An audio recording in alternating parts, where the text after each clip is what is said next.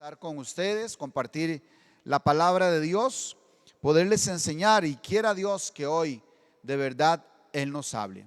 Gloria al Señor. Vamos a compartir lo que yo he llamado, por lo menos así le he titulado para los que toman nota. Si usted toma nota, apunte por ahí el título de la enseñanza de hoy. Y la enseñanza de hoy se llama La final trompeta. ¿Qué le parece? La final trompeta. Yo creo que hoy me voy a meter en problemas, ¿verdad? Yo creo que me estoy metiendo en problemas, pero es un buen problema. ¿No le gustan a ustedes los problemas? Los problemas nos hacen más sabios, más inteligentes, nos desarrollan. Entonces yo creo que este va a ser un buen problema. ¿Por qué? Porque nos va a comprometer, porque nos va a poner a escudriñar, porque nos va a poner a meditar, a preguntarle a Dios, nos va a poner a reflexionar. Entonces yo voy a abrir mi boca, pero yo espero que Dios sea el que hable, no durante todas estas 30, 40, 50 minutos, sino que en algún momento Dios de pronto le va a abrir a usted los cielos, como lo hizo con Isaías. Recuerdan que estaba él en el templo y dice que estaba orando, y de pronto dice que se le abrieron los cielos.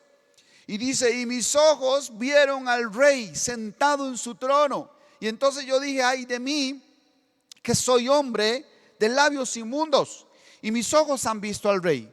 De pronto, pero ¿por qué le pasó eso a Isaías? Porque él estaba buscando de Dios, él estaba preguntando, él estaba adorándolo, estaba ministrándolo.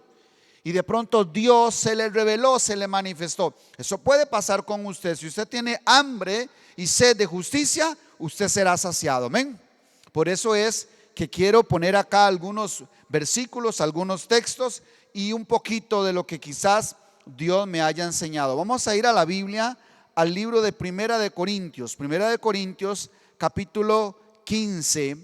Y yo creo que usted también va a disfrutar esta enseñanza, pero que sea Dios. No deje que yo le hable, permita que sea Dios el que le hable. Dígale: Señor, háblame. Dígale, mientras yo busco en la Biblia, dígale: Señor, háblame, háblame, háblame tú. Dígale: háblame, tus palabras son espíritu y son vida. Primera de Corintios capítulo 15, en el versículo 51, dice así.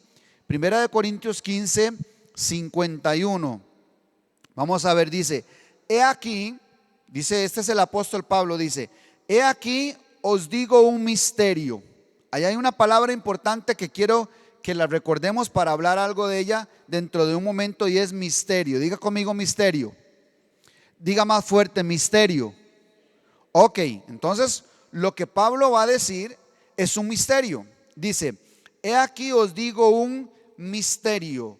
No todos dormiremos, pero todos seremos transformados. Versículo 52. En un momento, en un abrir y cerrar de ojos, dice, a la final trompeta. Ahí está. ¿De qué vamos a hablar hoy? De la final trompeta. Ok, entonces es una palabra bíblica, no me la estoy inventando, ¿cierto? Está en la Biblia. Entonces dice así: en un momento, en un abrir y cerrar de ojos, a la final trompeta, porque se tocará la trompeta, y los muertos serán resucitados incorruptibles, y nosotros seremos transformados. Amén. ¿Cuánto dan gloria a Dios? ¿Sí? Eso lo está diciendo acá el Señor, el Espíritu Santo, a través de Pablo. Entonces, pero ¿qué quiero empezar diciendo? La palabra clave. ¿Cuál fue la palabra clave que tenemos que ponerle atención? ¿Cuál dijimos? Misterio. Entonces Pablo viene y nos va a exponer un misterio. Bueno, él sigue hablando, ¿verdad?, en todo el capítulo 15, o lo que viene diciendo también, pero él está diciendo que es un misterio. ¿Por qué quiero que subrayemos esa palabra misterio? Porque Pablo dice: les voy a decir un misterio, y no es que les voy a explicar. Él no dice les voy a explicar, dice les voy a decir un misterio. Ahí el que se los tiene que explicar es el Señor, el que se los tiene que revelar es el Señor. Él nada más nos está diciendo algo que él quizás vio, algo que él entendió.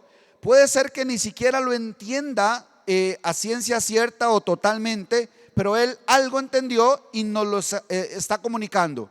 Pero él aclara que es un misterio. Y un misterio tiene que ser revelado, ¿cierto o no? Un misterio tiene que ser revelado, descubierto. Y eso nos toca a cada uno de nosotros descubrirlo en el secreto de Jehová. Ahí en la intimidad, el Espíritu Santo es el que nos tiene que revelar. Recuerde que el apóstol Pablo dijo, él mismo dijo, dice, cuando le plació a Dios revelar a su Hijo en mí. Llegó un momento en donde igual a él se le abrieron los cielos y él vio cosas, dice, que no le es dado decir a los hombres. Entonces, ¿por qué quiero resaltar esta palabra misterio? Porque nosotros a veces somos muy atrevidos y creemos que ya entendemos todo, que lo sabemos todo, que conocemos a Dios, que entendemos a Dios, y hasta queremos enseñar a otros. Yo no pretendo hacer esto en esta tarde, querer decir que conozco a Dios, que sé todo lo que tiene que ver con la salvación. No, yo si acaso sé un poquito de lo que enseña Dios en las Escrituras. Quizás entiendo un poquito de la salvación. Quizás entiendo un poquito del reino de Dios. Quizás entiendo un poquito de la obra de Cristo. Un poquito nada más. Yo no lo entiendo todo, pero a veces nosotros pretendemos que ya sabemos cómo es el asunto de la salvación. ¿Cómo es el tema de la otra vida? ¿Quién ha ido al otro lado? ¿Quién ha pasado del otro lado de la barrera? ¿Alguien? ¿Sí? Alguien se le abrió un portal así tipo Avenger, ¿verdad? Y pasó por el portal y fue. Algunos son tan atrevidos y andan contando que fueron llevados a ese lugar. Algunos dicen que fueron llevados al infierno y otros dicen que fueron llevados al cielo. Y ellos empiezan a decir cosas que Pablo no se atrevió a decir. ¿Aló? ¿Cierto o no? Y entonces graban CDs, graban testimonios y videos y hasta ponen sonidos y hacen dramas, y lo que hacen es asustarnos, ¿cierto o no? Y nos asustan. Y algunos hasta dicen que han visto niños cuando Jesús dijo que de los tales es el reino de los cielos. O sea, contradicen a Jesús. Entonces, ¿cómo es posible que nosotros somos tan atrevidos para pretender creer y hasta decir que ya sabemos cómo es ese tema de la salvación?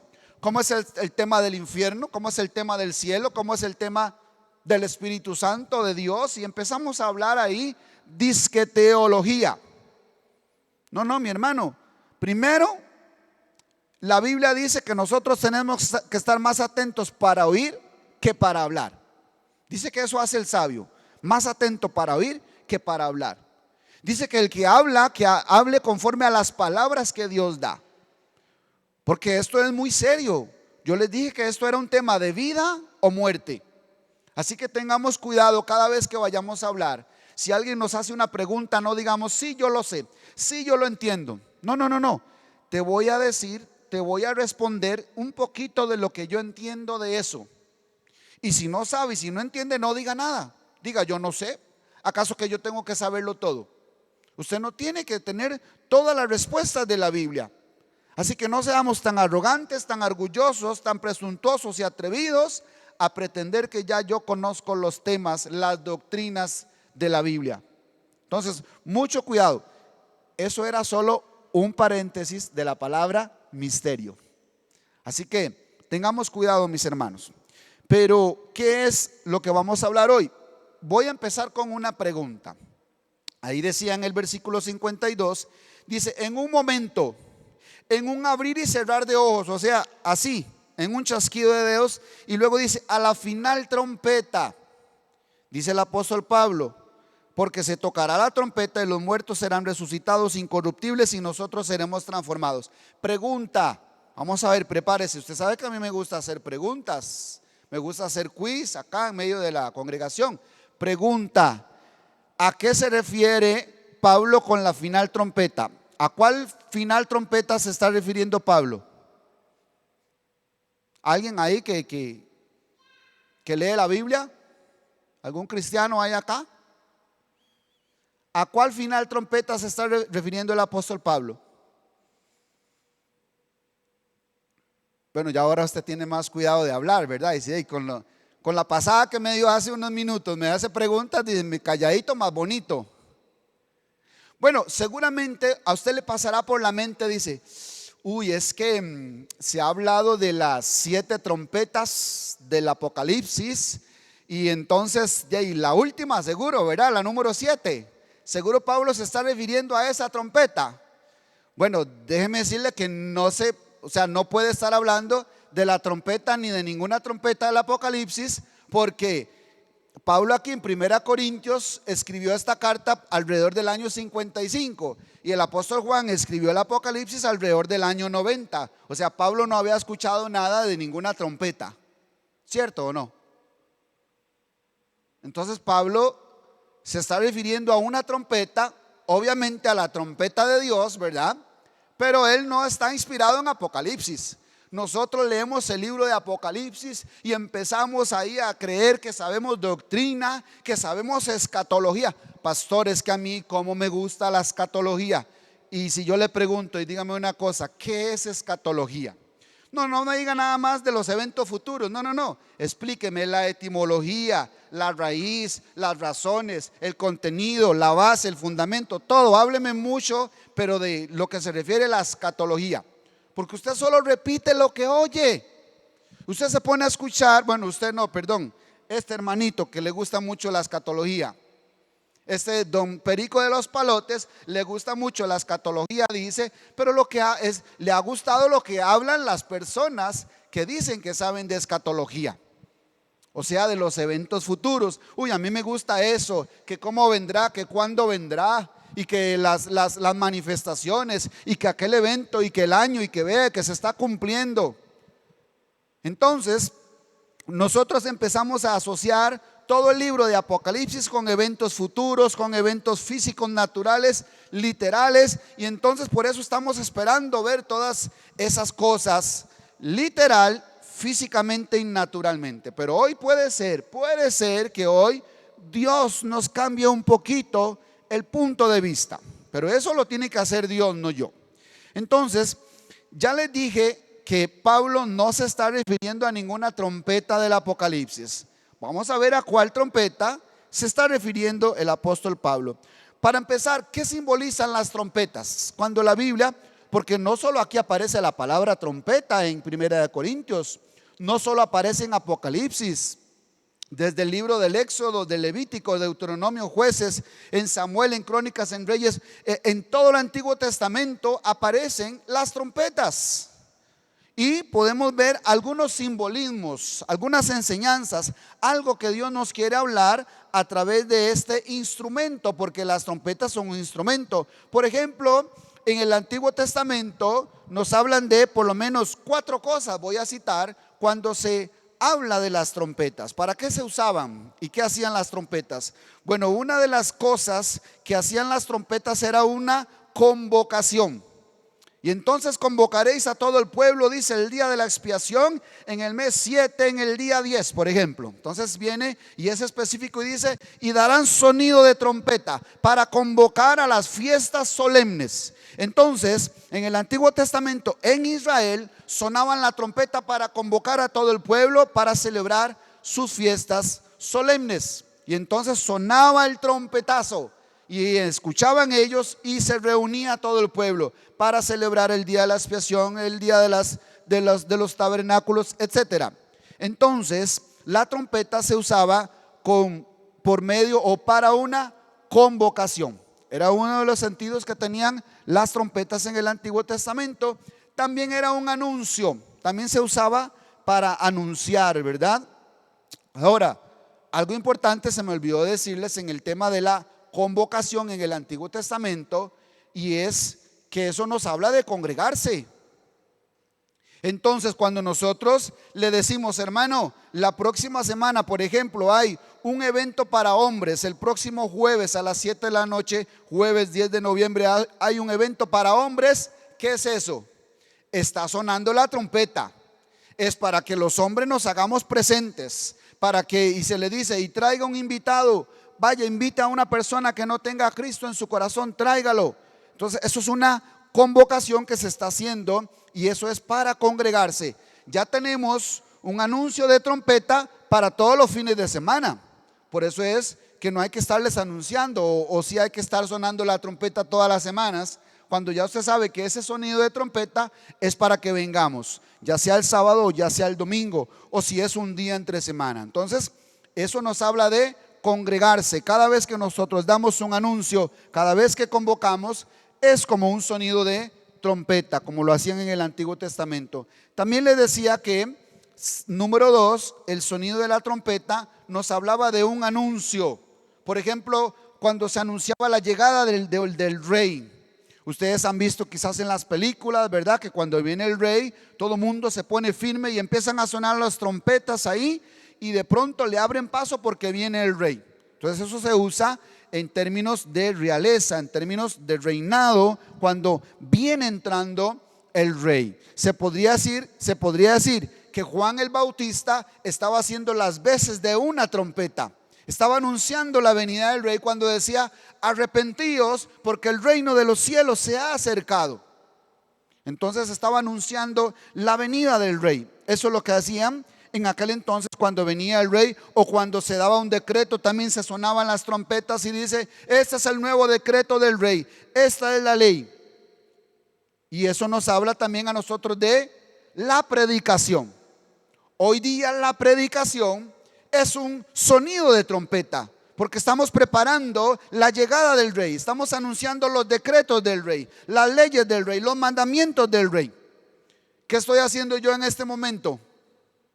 Estoy sonando la trompeta.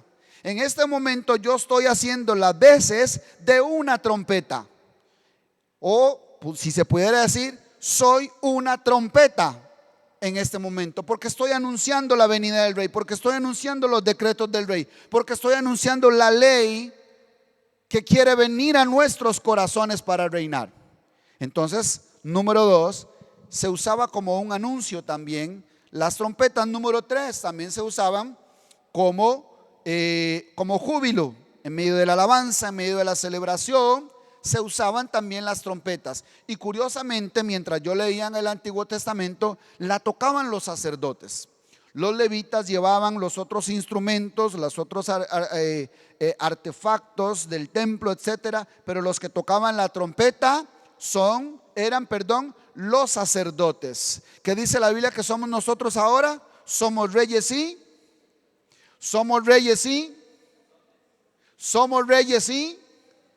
ok, somos sacerdotes. Entonces nosotros somos los encargados de tocar la trompeta. ¿Y qué es lo que hace la trompeta? Anuncia la venida del rey, o sea, predicar el evangelio. ¿Cómo oirán si no hay quien les predique? Ese es trabajo de los sacerdotes. O sea, la trompeta sigue sonando, ¿verdad? Tiene que seguir sonando. Entonces, habla de júbilo en medio de la alabanza, y nos habla de fiesta, nos habla de celebración. Entonces también en medio de la alabanza, de la celebración, se escucha el sonido de la trompeta anunciando, ¿verdad? Precisamente dando acción de gracias y anunciando el señorío de Cristo en el caso de nosotros. Y número 4, para terminar con los ejemplos, también era un asunto de guerra. También por medio de las trompetas también se usaban en la guerra. Y uno de los mejores ejemplos que tenemos en el Antiguo Testamento, además de que cuando iban a la guerra los israelitas llevaban el arca del pacto, iban los levitas, iban los sacerdotes, también iban precisamente los sacerdotes tocando las trompetas. Pero en la guerra, uno de los ejemplos más lindos que hay es el caso de Gedeón. Cuando Gedeón va a luchar contra los madianitas, que eran un ejército grandísimo, y ellos solo eran 300, y por cierto que Gedeón tenía temor, decía: Señor, ¿cómo vamos a hacer? ¿Cómo vamos a hacer si somos un ejército tan pequeño? Y entonces el Señor le da una estrategia y le dice: use unos cántaros, y dentro del cántaro use unas antorchas escondidas dentro del cántaro, y luego también toquen las trompetas. Acérquense al campamento enemigo, y cuando yo les dé la señal, eso es importante, cuando yo les dé la señal, quiebren los cántaros y toquen las trompetas. ¿Se imagina usted? Llegaron cuando estaba durmiendo el ejército enemigo. Usted sabe lo que es usted estar durmiendo en medio de la oscuridad y de pronto ver un montón de antorchas encendidas y escuchar ese trompetero. Bueno, usted se muere del susto, ni siquiera tiene que pelear. Uno se muere del susto. Y no fue mentira. Se asustaron tanto que se mataron entre ellos. No es poderoso nuestro Dios. A veces nosotros no tenemos ni que pelear. Solo tenemos que sonar la trompeta con voz de júbilo, con voz de alabanza, con predicación, y el Señor peleará por nosotros. El enemigo se va a destruir solo. Nosotros solo tenemos que obedecerlo a Él, confiar en Él, adorarlo a Él. Pero también dar son de trompeta, saber que nosotros hacemos las veces de trompeta. Pero también hay algo importante en el tema de las trompetas, que lo dice Pablo en 1 Corintios 14. Retrocedamos solo un capítulo ahí, porque en las guerras había un sonido especial, que era para avanzar, o que era para atacar, o que era para retroceder. Eso era muy importante. Por eso el apóstol Pablo, que usa esa alegoría de la trompeta, en 1 Corintios 15 dice en el 14:8, dice así, 1 Corintios 14:8, dice: y si la trompeta diere sonido incierto, 1 Corintios 14:8, y si la trompeta diere sonido incierto, ¿quién se preparará para la batalla? Entonces, eso quiere decir que hay un momento para cada cosa. De hecho, así lo dice el libro de Eclesiastés. Hay un tiempo para todo. Hay un momento, dice, para estar alegre. Hay un momento para estar de luto también. Dice que hay un momento para edificar, pero hay otro momento para destruir. Entonces, nosotros tenemos que estar atentos a ver qué es lo que Dios quiere que nosotros hagamos, que digamos cuando quiere que hablemos y cuando quiere que callemos. Así dice el libro de Eclesiastés, que hay un momento para hablar y hay un momento para callar. Nosotros tenemos que estar atentos para oír el sonido de la trompeta, porque si no sabemos distinguirlo, vamos a hacer otra cosa que Dios no quiere que hagamos. Vamos a atacar cuando Él quiere que nos quedemos queditos. El rey David le decía al Señor: iré y los venceré. Y el Señor le dice: sí los vencerás. Y entonces David se iba a pelear contra los enemigos. Si no, David no se movía. Nosotros tenemos que estar siempre pidiéndole a Dios la guianza, pidiéndole la sabiduría, cada movimiento. Óigame, mi hermano, y esto es en serio. Esto no es algo religioso. Esto no es algo legalista. Esto es algo espiritual. Cada momento de mi vida pedirle al Señor: Señor, ¿qué tengo que hacer? ¿Me quedo quedito o me muevo? ¿Avanzo o me quedo quedito? ¿Acepto ese contrato o no acepto ese contrato? ¿Acepto ese noviazgo? ¿Sigo con ese noviazgo o no sigo con ese noviazgo? ¿Acepto casarme con esta persona o no acepto casarme con esta persona? Pero nosotros hacemos las cosas y decimos: Señor, bendíceme, bendíceme. No, así no es como Dios trabaja. Esa no es la obra de Cristo, esa es su obra. Y luego usted le está pidiendo la bendición a Dios por su obra. Dicen algunos hombres: voy a ir a tal lugar a abrir una obra. ¿Han escuchado eso? Voy a ir a tal lugar a abrir una obra. Mi hermano, y que le vaya bien, porque esa obra pues será suya.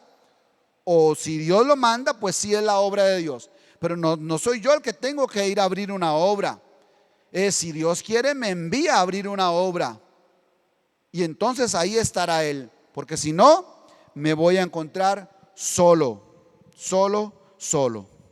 Entonces, mis amados, ¿de qué trompeta hablaba el apóstol Pablo? Porque necesitamos que el sonido no sea incierto, ¿verdad? Necesitamos, ¿de qué trompeta nos habla el apóstol Pablo? Primero que nada, yo quiero decirte algo que te he dicho repetidas veces, muchas veces, pero para mí es algo muy importante que necesitamos entender, y es que la Biblia habla de cosas espirituales.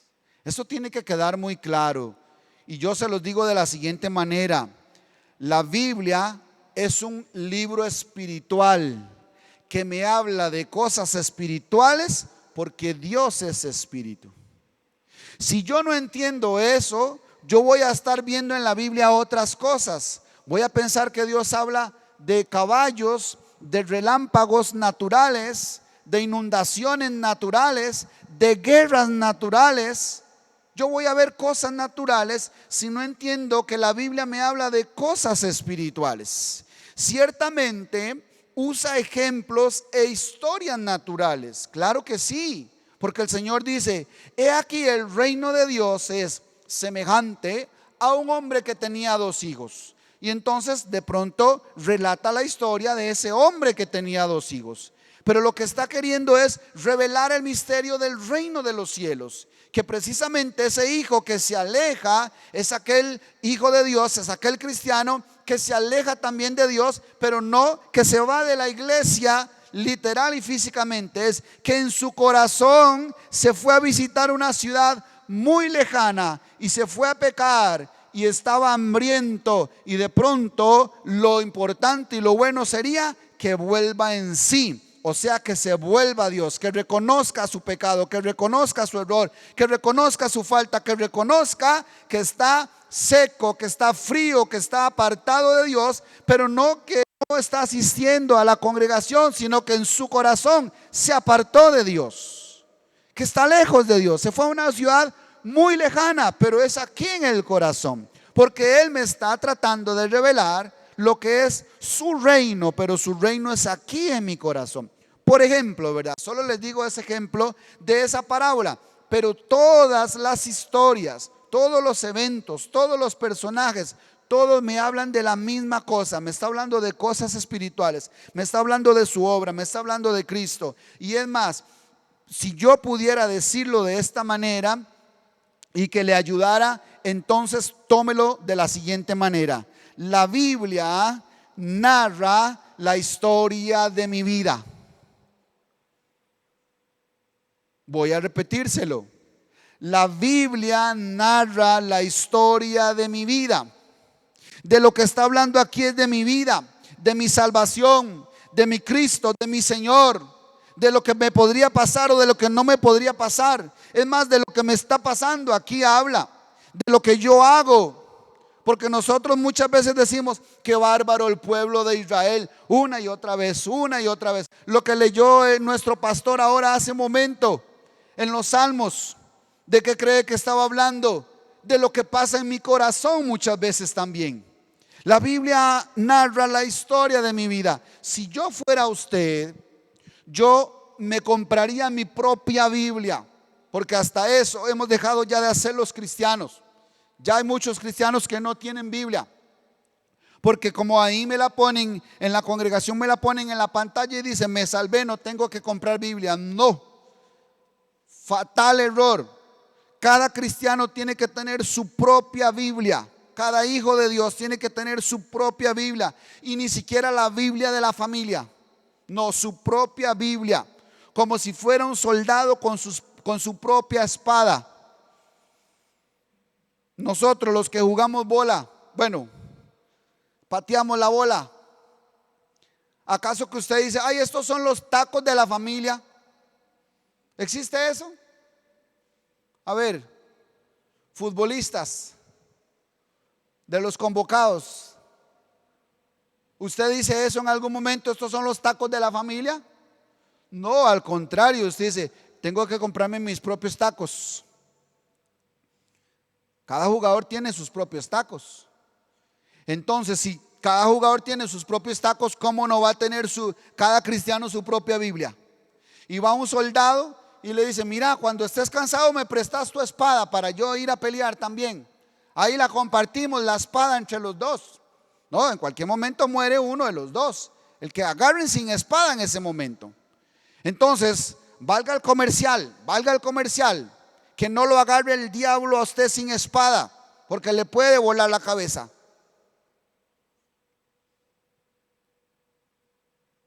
Entonces, cada cristiano tiene que tener su propia Biblia. Es la primera tarea de una persona cuando se convierte a Cristo. Entonces, si yo fuera usted, ahora sí, volviendo otra vez, volvamos al punto. Si yo fuera usted, me iría y me compraría mi propia Biblia. La tendría, esta es mía. Esta es mía. Si quiere se la presto 5 minutos, pero no más. Cómprese la suya, le dice usted a su hermano, su esposa, a su tía. No, cómprese la suya. Porque aquí tengo yo mis notas, subrayo, pinto, doblo, pongo la tirita. Esta es mía. Esta es mi Biblia.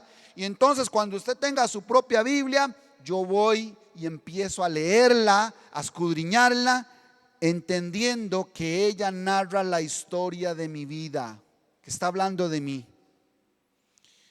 Entonces, una vez que ya yo he entendido que la Biblia es un libro espiritual y que narra la historia de mi vida, entonces ya podría empezar a entender algunas cosas que ahí dice. Por ejemplo, en el libro de Eclesiastés, vamos a ir un momento al libro de Eclesiastés. En el libro de Eclesiastés, un narrador trata de explicar esto. Vea qué tremendo. Hay un narrador en el libro de Eclesiastés que trata de explicar todo lo que la Biblia explica o dice o trata de explicar. Él quiere hacerlo por medio de una predicación. Y entonces dice este narrador en el capítulo 1, versículo 1. Ponga atención. Les dije que esto que Dios nos va a hablar puede ser de vida o muerte. Dice Eclesiastés 1:1. Palabras del predicador, hijo de David, rey en Jerusalén. ¿Quién será ese? Ya ahí nos dijo el autor, ¿verdad? Ya ahí sopló todo. Dice, palabras del predicador, hijo de David, rey de Jerusalén. Ese tuvo que haber sido Salomón, no hay otro.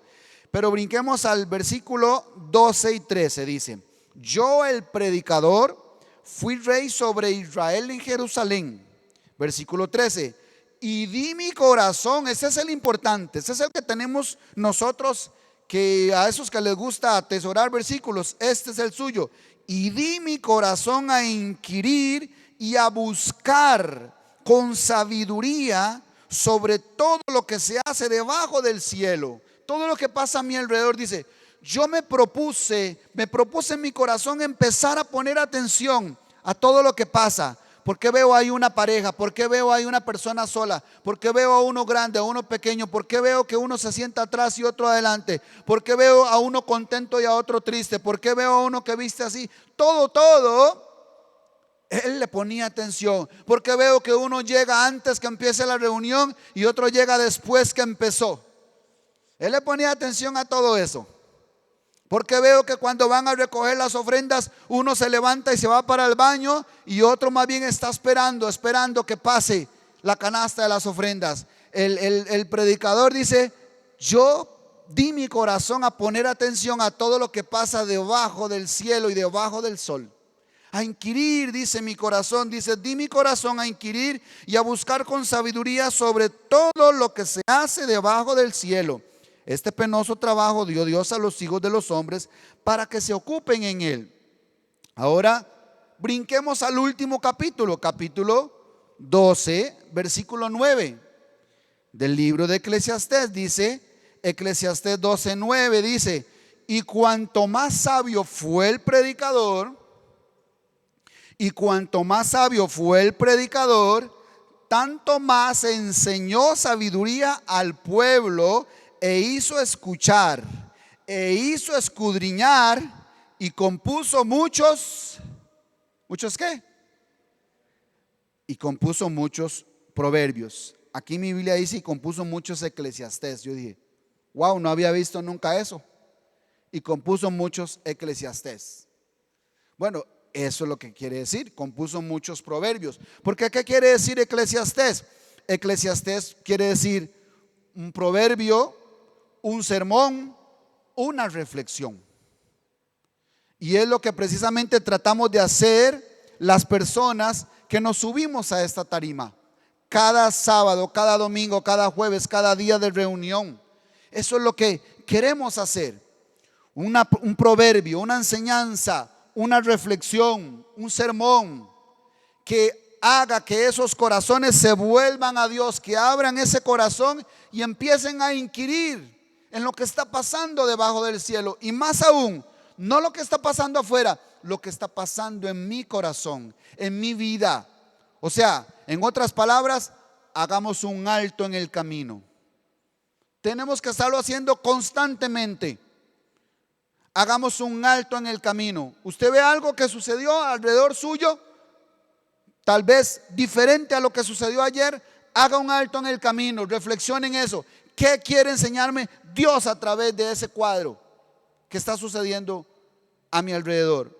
Entonces esto fue lo que hizo el predicador, el sabio Salomón, en todo el libro de Eclesiastés, que por cierto, hoy les voy a hablar algo del capítulo 12, pero para hablarles algo del capítulo 12, me leí todo el libro de Eclesiastés, para entender de qué se trata, qué viene hablando, cuál es el contexto, para saber qué es lo que el predicador, o en este caso el escritor, me quiere decir.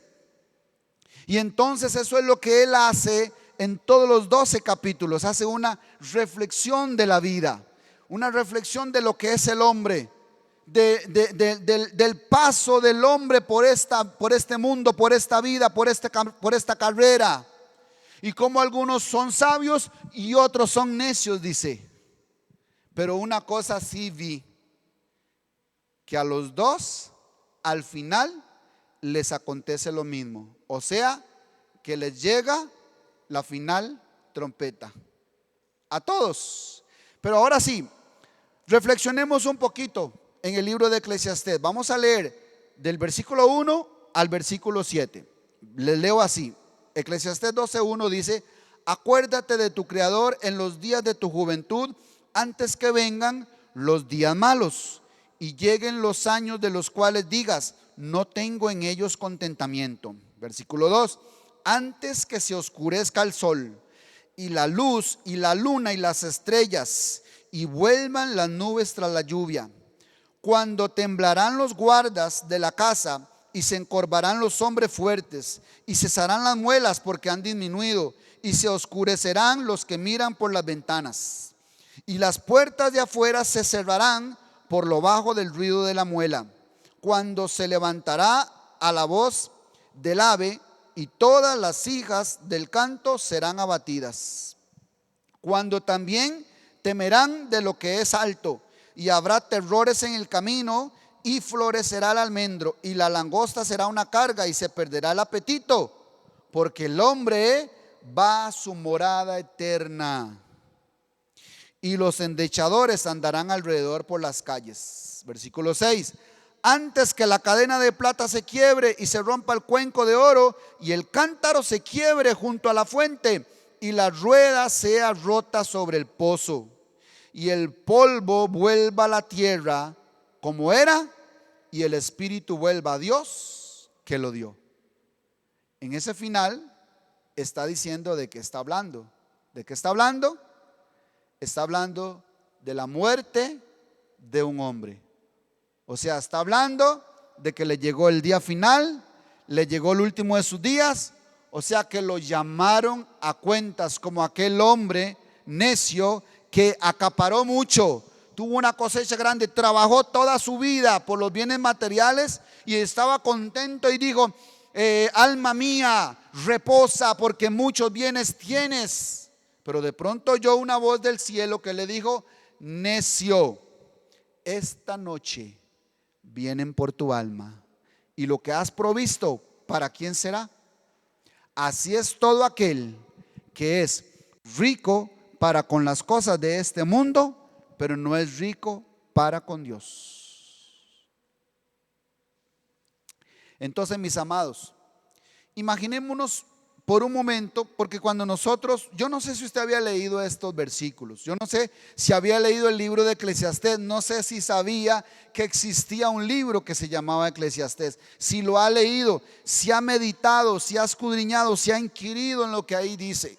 No sé si había leído estos versículos, pero acá nosotros cada vez que leemos una historia de la Biblia, nada más vemos al pueblo de Israel pasando penurias. y los dejan esclavos, si viene Dios, si hace Dios un milagro y los saca y vuelven otra vez a desobedecer, y luego llegó Cristo y lo mataron, qué hombres más duros de servicio. Y cómo no entendieron, si vieron que se cumplieron todas las profecías en él, qué bárbaros, dice uno del pueblo de Israel, y no sabe que está hablando de usted y de mí. La Biblia está hablando de usted y de mí, de nosotros dos. Es mi vida la que se está narrando aquí. Es lo que pasa en mi corazón constantemente. Me vuelvo a Dios, me arrepiento, otra vez vuelvo a pecar, me vuelvo a arrepentir, otra vez vuelvo a caer, me vuelvo a arrepentir, otra vez le doy la espalda a Dios, me vuelvo a arrepentir, otra vez me avergüenzo de Dios, me vuelvo a arrepentir, otra vez y en eso estamos.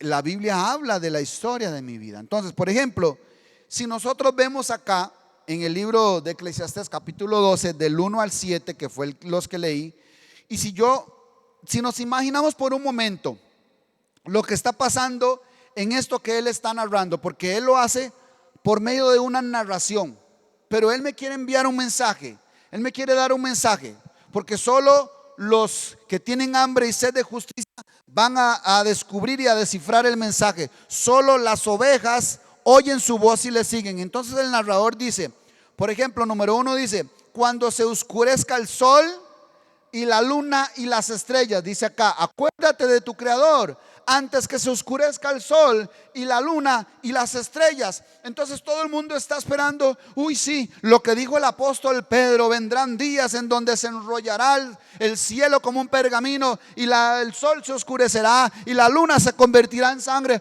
Ay, sí, por cierto, hay una luna de sangre ahora a mediados de noviembre. Uy, Señor, ya las señales se están cumpliendo, Padre mío, Cristo viene pronto. Y empezamos todos asustados, ¿verdad?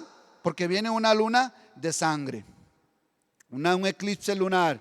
Entonces decimos, eso es lo que dice la Biblia. La Biblia dice eso y más, pero nosotros solo estamos poniendo atención a las fábulas.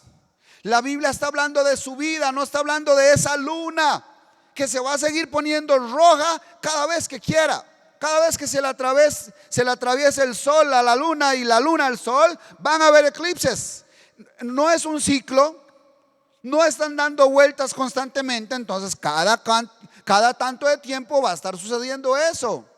Por eso es que saben los astrónomos y los astrólogos, saben de todo eso, porque es un ciclo que está dando vueltas y al cumplir cierto tiempo se van a alinear otra vez. Entonces, ¿por qué me asusto de que la luna se le atraviesa al sol y el sol se le atraviesa a la luna? Yo tengo que ver que la Biblia me está queriendo decir algo a mí, que no está hablando de ese sol, no está hablando de esa luna y no está hablando de esas estrellas. El sol del que habla la Biblia es de Cristo. ¿Y será que en algún momento se va a oscurecer? ¿Será que en algún momento la luna perderá su brillo? ¿Será que las estrellas se van a oscurecer? ¿Cómo? Sigue diciendo acá, dice que se van a cerrar, dice, se oscurecerán los que miran por las ventanas. Y sigue diciendo, si yo le narro acá, como dice acá, dice, se oscurecerá el sol, temblarán los guardas de la casa. ¿Cuáles son los guardas de la casa? ¿Qué es lo que sostiene esta casa?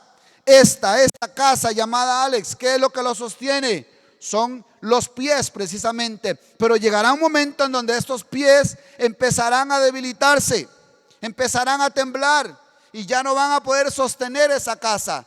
Entonces también dice, se encorvarán los hombres fuertes. También dice que se oscurecerán los que miran por las ventanas. También dice que temerán a lo alto. Yo cuando era chiquillo, yo no sé si a usted le pasa, cuando era chiquillo yo me subía al palo más grande a piar guayabas. No me daba miedo caerme. Pero ahora, mi hermano, yo me subo a un segundo piso, a un andamio, y ya me tiemblan las canillas, como dijo el Chavo el Ocho. Ya no es igual. Hay temor de las alturas. Y no solo eso, dice, habrá terrores en el camino. Ya hay miedo, ¿qué sucederá? Y ya uno dice, uy, mira, ya pasé los 40, y lo primero que dice, y ya nadie le da trabajo a alguien que tiene más de 40. ¿Cierto o no? ¿Estamos en el mismo país o no? Yo no sé en otros países cuando nos vean por internet, pero aquí en Costa Rica ya más de 40, solo hay que postularse para diputado, ¿verdad? Presidente y esas cosas. Pero en un trabajo sencillo, común y corriente, ya no contratan a mayores de 40. Y entonces ya empieza a haber terrores en el camino, porque si ya me estoy haciendo viejo y entonces tengo que cuidar más mi trabajo, porque ya nadie, 40, 50, ya nadie quiere contratar. Ya hay terrores en el camino, cuando se empiezan a cerrar las ventanas y a quebrar las muelas y los guardas de la casa empiezan a debilitarse. Ya se empieza a poner más delicado el asunto, dice, y termina diciendo, se perderá el apetito porque el hombre va a su morada eterna. Entonces, ¿de qué me está hablando aquí el libro de Eclesiastés? ¿Me está hablando de eventos sobrenaturales o me está hablando de una vida, de una persona, de un hombre y de una mujer, el cual tuvo un paso por esta vida, tuvo la oportunidad de acordarse de su Creador en los días de su juventud antes que lleguen los días malos? Pero no tiene que suceder una guerra afuera, ya hay una guerra interna. Ya los matrimonios sabemos que hay una guerra todos los días. ¿O solo a mí me pasa?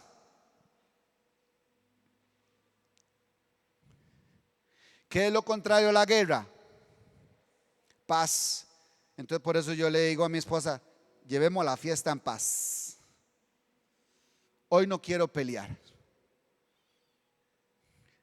Otro día le digo, ¿quiere pelea? Pues yo no estaba peleando, yo solo estaba corrigiendo algo. Pero veo que usted se puso los guantes. ¿Quiere pelea? Y no quiero pelea. Pero ¿para qué hablar de guerras con lo que estamos viendo en nuestras propias vidas? ¿Para qué esperar una guerra externa cuando hay una guerra en mi corazón entre el espíritu y la carne? Que lo que quiero hacer no hago y lo que no quiero hacer eso hago. Y esa es una guerra de vida o muerte. Porque el que siembra para la carne cosecha corrupción, cosecha muerte. Entonces por eso es una guerra violenta que hay en mi corazón. ¿O solo a mí me pasa? Ya usted está curado, vacunado contra el pecado. Usted ya nada lo tienta, nada lo prueba, nada lo altera. Todos los días hay una guerra violenta en mi corazón, sangrienta, de vida a muerte. Entonces el predicador dice en el versículo 6 y 7, antes que la cadena de plata se quiebre y se rompa el cuenco de oro y el cántaro se quiebre junto a la fuente. Entonces imagínese un pozo de aquellos que había antes y de aquellos que quizás hay en el campo, un pozo de donde sacan agua. Entonces imagínese que se rompe ese pozo, que se rompe el cántaro. Imagínese que la rueda se rompe y se destruye ese pozo. Bueno, mi hermano, ese pozo es usted. Aquí me está hablando en una figura, pero está hablando de su vida. Está diciendo, acuérdate de tu Creador en los días de tu juventud, antes que empiece a pasar todo eso, antes que se debilite, antes de que se empiece a ir la vida. Dice, y el polvo vuelva a la tierra como era, y el espíritu vuelva a Dios que lo dio. No me está hablando de otra cosa más que de la final trompeta. Pero nosotros estamos, yo no sé si usted está esperando escuchar una trompeta, porque si no ha escuchado ninguna trompeta, son 7, entonces hay que escuchar por lo menos la primera y luego 6 más. Pero no hemos escuchado trompetas.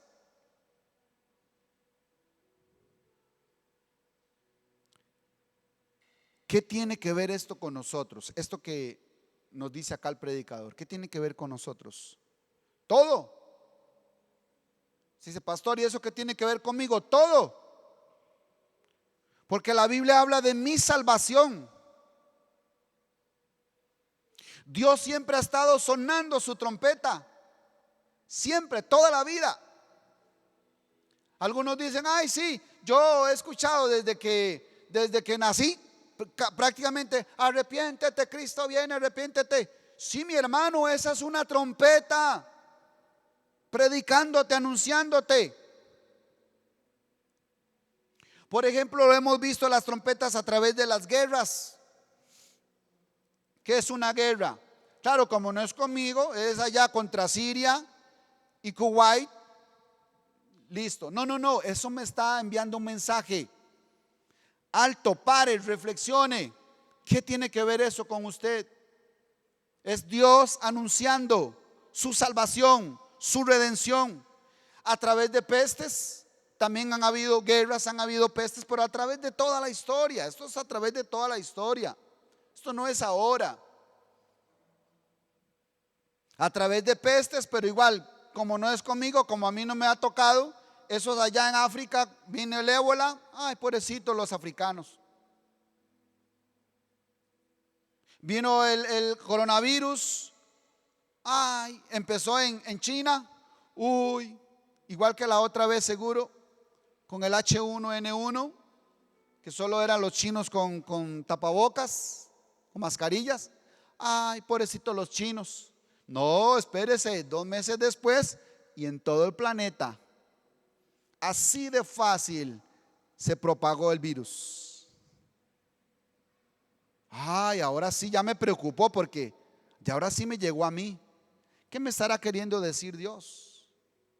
¿Qué me estará queriendo enseñar Dios? Aún la misma vida, todo lo que sucede a mi alrededor, me está enviando anuncios, me está enviando señales. O sea, es la trompeta de Dios anunciando, avisando, predicando. Yo veo un matrimonio y eso me habla de Cristo. Veo pecado y eso me habla de lo que se opone a la obra de Cristo. Veo ideas raras en el mundo, a través del mundo veo corrupción y eso me habla precisamente de la corrupción espiritual también. La misma vida a mi alrededor me habla de todo esto. Pero yo tengo que hacer un alto cada vez que pueda. Si puedo hacerlo cada hora, es poco más bien. ¿No dice Pablo, velad y orad? Es todo el día. Esta semana, precisamente, esta semana que estamos acá en nuestro país, murieron 3 personas reconocidas. 3 personas murieron. Así no de accidentes. Se los llevó el Señor. 3 personas. El director del OIJ, el gerente de la caja y un músico famoso. El Pipiribao. ¿Cómo murieron? Un ataque al corazón. ¿Qué les pasó? La final trompeta. Ya no hay más anuncios, ya no hay más trompetas. Llegó la final trompeta, la escucharon. Imagínese usted por un momento, yo no sé si voy a hacer lo correcto, pero imagínese un momento, no sé si se lo puede imaginar en su persona o se lo puede imaginar en otra persona, pero que su cuerpo, que su alma ya va a abandonar su cuerpo. Entonces, este cuerpo, esta vida, va a sentir un terremoto, un temblor como nunca lo ha sentido en su vida. Y de pronto el sol se le apagará y los guardas se debilitarán y se desplomará. Como a muchos le ha pasado, caen desplomados. un terremoto como nunca lo han sentido en la historia. ¿Qué mayor terremoto que ese? Porque un terremoto externo yo me puedo esconder debajo de una columna, en una cueva, y ya me libro. Pero de este terremoto, cuando suene la final trompeta y me digan: listo, esta noche vienen por tu alma, y lo que has provisto, ¿para quién será? Así es todo aquel que es rico para con las cosas de este mundo, pero no es rico para con Dios. Y le hablo de tres personas de nuestro país y conocidas. Igual en esta misma semana murió un famoso multimillonario a un alemán. Y si vamos país por país a ver cuántos murieron esta semana, solo póngale 3 por país. Murió mucha gente y no sabemos si se acordaron de su Creador en los días de su juventud, si meditaron, si reflexionaron, si inquirieron, si aprovecharon bien este paso por esta vida, porque para eso es esta vida, para eso es que estamos acá, para conocerlo a Él, para volvernos a Él, para regresar a casa, para volver en sí y decirle: Padre, he pecado contra el cielo y contra ti. No soy digno de ser llamado tu hijo. Hazme como uno de tus jornaleros. Pero el padre lo agarró y lo abrazó, lo lavó, lo bañó, lo vistió, le puso anillo, le puso calzado y lo sentó a la mesa y le dijo: siéntate, hoy hay fiesta, porque mi hijo que era muerto ha resucitado. Cuando el libro de Apocalipsis habla de las 7 trompetas, está hablando de anuncios, de advertencias, de decretos que pasarán a través de toda la historia, en toda la humanidad. Generación va, generación viene, dice el predicador. Lea el libro de Eclesiastés. Generación va, generación viene. ¿Cuántas generaciones han pasado? Por lo menos desde que Cristo murió en la cruz. Y nos hemos vuelto a esa obra, nos hemos vuelto a ese sacrificio, hemos creído en Él.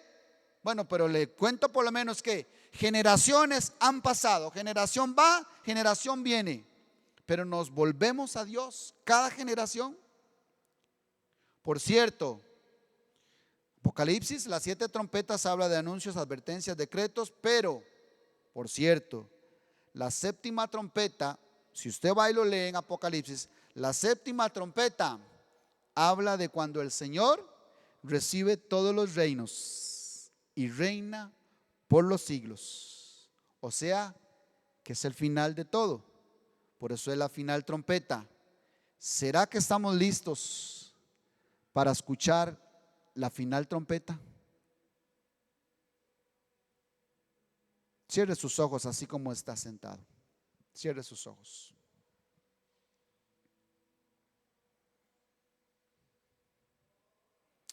Padre, en el nombre de Jesús,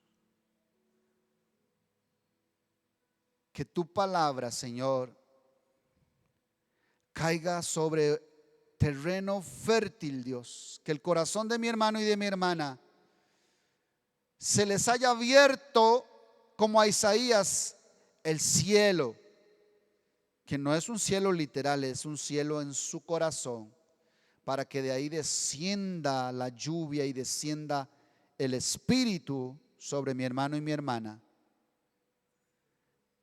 Que entendamos que el mensaje de las Escrituras es claro y es uno.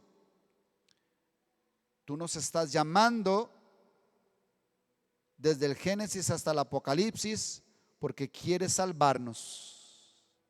Quiere que nosotros menospreciemos este mundo natural, porque como dice Pablo en el libro de Primera de Corintios capítulo 15, todos seremos transformados. Pero nos imaginamos que es así como un milagro en donde yo paso de ser malo a ser bueno, de ser oscuro a ser brilloso. Pero una cosa he visto debajo del cielo, y es que a todos los hombres les sucede lo mismo. O sea que vamos a pasar de un cuerpo natural a uno espiritual. O sea, dejaremos esta vida y pasaremos a la eternidad. ¿Cómo será eso? Yo no lo sé. Lo que sí sé es que en cualquier momento dejaremos este mundo y pasaremos a la eternidad. Pero ¿dónde estaremos? ¿Será que escucharemos esa voz que dijo Jesús, que le diría a sus siervos fieles: ven mi buen siervo y fiel, en lo poco fuiste fiel? O sea, cuando estuviste en la tierra, cuando estuviste en tu cuerpo natural, cuando anduviste por la tierra, fuiste fiel. Eso es lo poco. En lo mucho te pondré. Esa es su presencia. Pasa al gozo de tu Señor. Eso es lo mucho. Lo poco es la vida natural. Lo mucho es la vida espiritual. Lea con detenimiento 1 Corintios 15 para que vea.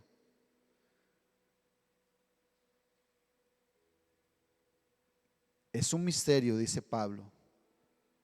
Así que no pretendamos entenderlo con la mente natural. Por eso rindámonos a Cristo y a su obra. Y puede ser que Él nos revele algo de su Hijo. Y de pronto nos pase como el apóstol Juan cuando dijo: oí una voz y me volví para ver la voz y caí como muerto. Pero era alguien maravilloso. Necesitamos verlo a Él para que nuestra vida sea transformada. Si en esta tarde hay alguien que no ha confesado a Cristo como su Señor, yo quiero que lo haga conmigo. Diga conmigo, repita esta oración y dígale: Señor Jesús, te entrego mi corazón, te entrego mi vida, te necesito, Señor. Yo no entendía eso, hoy entendí algo. Yo no sé qué fue lo que usted entendió, pero si usted entendió algo, dígale: Señor, ya entendí que tú me quieres a mí, que tú quieres estar conmigo, que tú quieres, Señor, que yo te sirva, que yo me vuelva a ti. Tú quieres, Señor, mi corazón, Dios. Te lo entrego, dígale. Heme aquí, Señor, ¿qué quieres que yo haga? Dígale: te confieso como mi Señor. Lléname de tu espíritu, Señor. Dígale: sálvame, Señor. Sálvame, Señor. En el nombre de Jesús. Amén y amén.